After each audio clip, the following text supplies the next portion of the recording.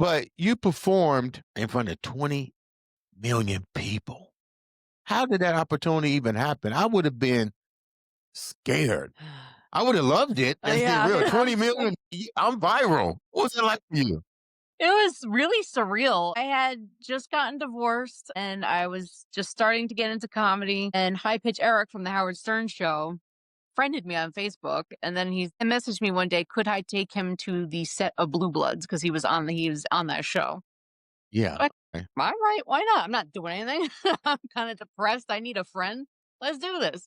And so we hung out for a while. And then Howard wanted to know who the girl in her right mind would want to hang out with High Pitch Eric.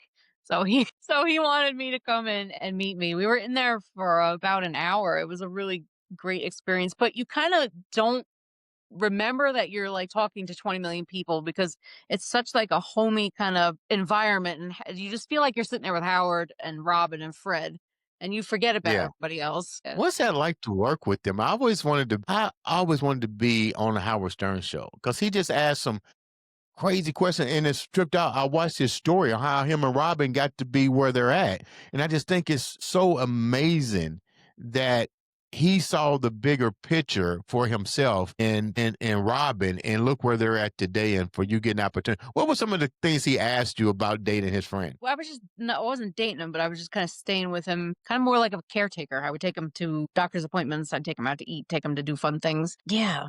I just lost my train of thought. No, I was asking you, like, when you was there, what's the one thing that you remember him and Robin talking to you about? Because 20 million people, like I said, both of them are great interviewers. I love their style, their no candid approach. I mean, people talk about me not having filters and stuff. I mean, Howard Stern was doing Oh, it long before I was doing it. yeah, Yeah. he didn't ask anything inappropriate. Didn't say anything really sexual. Not really. It was just kind of like, why was I hanging out with Eric?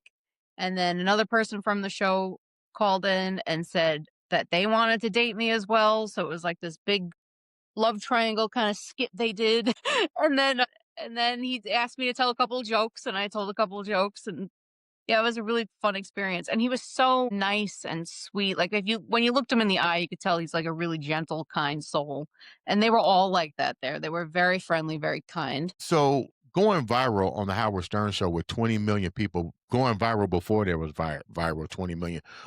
How did that change your overall career for at this point as a comedian? Because now everybody's listening to you, and I know they want to know who you are. Yeah, he promoted, well, actually, Eric, I think, mentioned my show that I was coming up. It was my first professional show ever at Dangerfields. I had gotten that show. And so they promoted it. So it was sold out. It was completely sold out. So that was pretty nerve wracking. But then all of a sudden, like a manager was interested in me, and all the comedy clubs in New York City and Long Island were interested in me. I started getting a lot of followers on Facebook.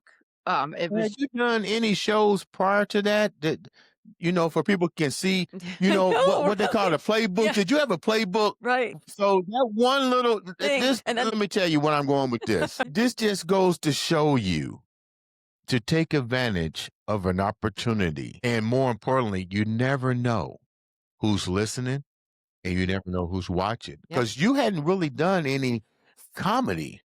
No, I performed a few times at my brother's work parties, like at his house, but that was it. Okay, Yeah. so check this out, April. We're going over our time, but Right. so we're gonna wrap it up in a minute. But I just got to ask these questions. You get on a platform like Howard Stern's and Robbins and all of a sudden they blowing you up. You got to now perform at the Super Bowl. Now you got to go out and deliver. What was that like for you? I mean, you're at Rodney Dangerfield's comedy place. He's sold out. You better be fucking funny. So nervous. And Eric had brought like almost the entire cast of Blue Bloods there. So they're sitting like right in the first couple of rows. What I had, time? I had notes with me because I was afraid I was going to forget what I was going to say. And all of a sudden, the notes, as soon as I got on the stage, the notes go flying out of my hand. And I just tell the audience, well, that was what you were going to hear, but now you might hear something else. And That's they thought great. they thought it was a bit that I was doing that I just threw my papers. Oh no, I was scared shitless.